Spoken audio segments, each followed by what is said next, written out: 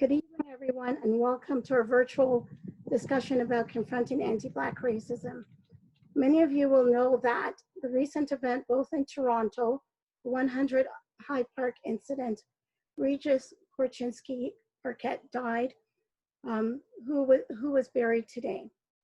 The details of this is still being worked through.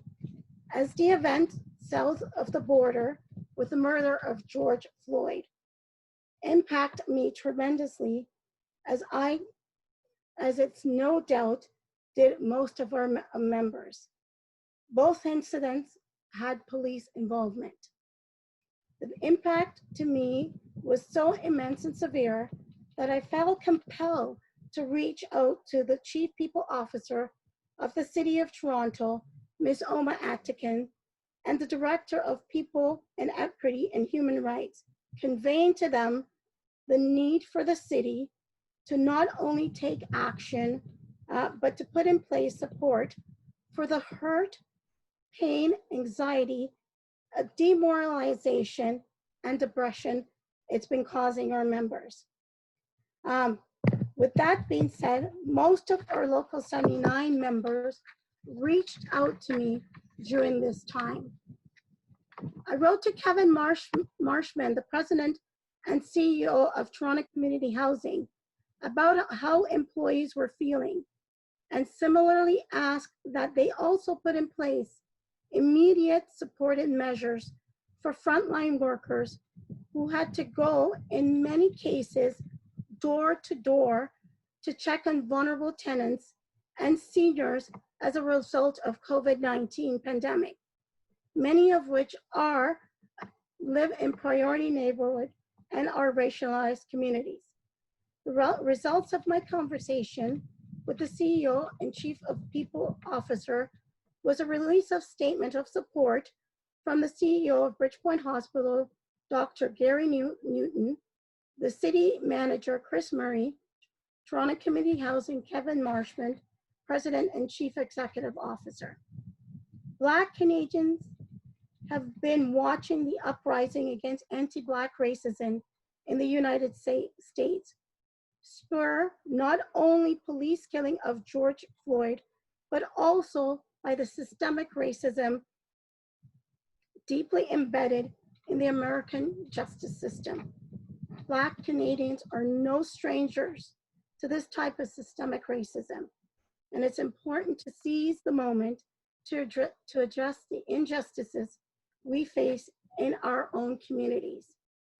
I should note that at this point that I've solicited the support of our local president, Dave Mitchell, Vice President, Chief of Steward, Casey Barnett, Dawn Stiles, national representatives, and myself as Equity Vice-President, who requested a conference call with the Chief People Officer on a weekend ago to discuss what the city would do moving forward to address the deep pain, concern, and impact upon Black employees, employees of colors, and allies. I should acknowledge that Local 79 Executive Committee and Executive Board have fully endorsed this discussion tonight.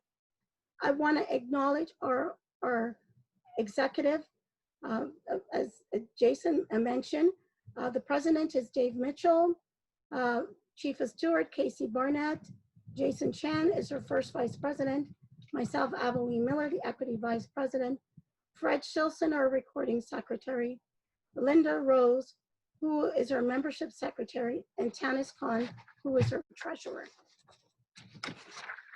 While this is the first step, we thought as a local, we needed to put a vehicle in motion to both discuss and to listen to our members, to hear of the deep-seated pain and emotions welling up inside them, with a view in seeing what type or further support we as a union can put in place to address the negative impact of racism, discrimination, and what positive programs and measures we can pursue to eradicate the ugly disease that Black, marginalized, and people of color have suffered under for for more than as many as 400 years.